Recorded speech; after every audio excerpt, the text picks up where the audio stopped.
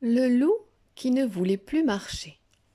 Texte de Oriane Lallemand, illustration de Éléonore Thuillier. Un soir, Loup rentra chez lui épuisé d'avoir joué dans la forêt. Il avait les pieds gonflés et les jambes en papier mâché. « Je ne marcherai plus jamais, dit-il à ses amis. C'est bien trop fatigant. Ses amis le regardèrent en pouffant.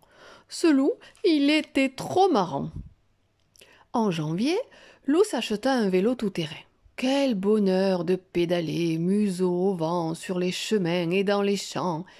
Quand la roue de son vélo creva, Loup fut bien ennuyé. Il ne savait pas comment la réparer.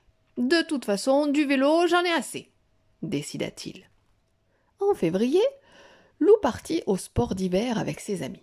À peine arrivé, il chaussa sa paire de skis dernier cri et s'élança sur les pistes. « Moins vite !» lui criait alors Alfred. Trop tard. Au détour d'un chemin, Loup s'écrasa sur un grand pin. Fini la rigolade, il avait une patte cassée et le museau en marmelade. En mars, Loup loua une jolie petite automobile et il alla rendre visite à sa vieille tante Agapante. Agapante trouva la voiture épatante et Loup dut la promener toute la journée. Quand il rentra chez lui, il avait mal aux fesses et les jambes toutes bloquées. « La voiture, plus jamais !» grogna-t-il. « C'est une calamité !» En avril, Loup emprunta à Gros Louis sa moto. Mais le casque sur ses oreilles et le blouson qui tenait chaud, pour lui, c'était trop. En mai, Louve, sa chérie, lui offrit une magnifique paire de patins à roulettes. Pour l'épater, il tenta une pirouette et finit couvert de bandelettes. En juin, Loup trouva une paire de bottes de 7 lieues. Il les enfila. Le premier pas le mena de l'autre côté de la forêt. Le second pas, plus loin encore, là où il n'était jamais allé. « Enfin !» cria Loup enchanté. « J'ai trouvé chaussure à mon pied. » En criant, il réveilla 2 ogres qui se mirent à hurler. « C'est lui qui a volé les bottes. Attrapons-le pour le goûter. » Vite, Loup se déchaussa et disparut dans un terrier. En juillet, Loup s'acheta un billet de chemin de fer pour aller voir la mer.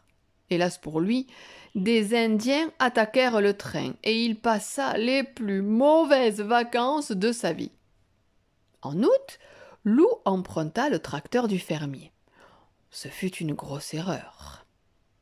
En septembre, Loup accepta de conduire le carrosse d'une princesse sans cocher.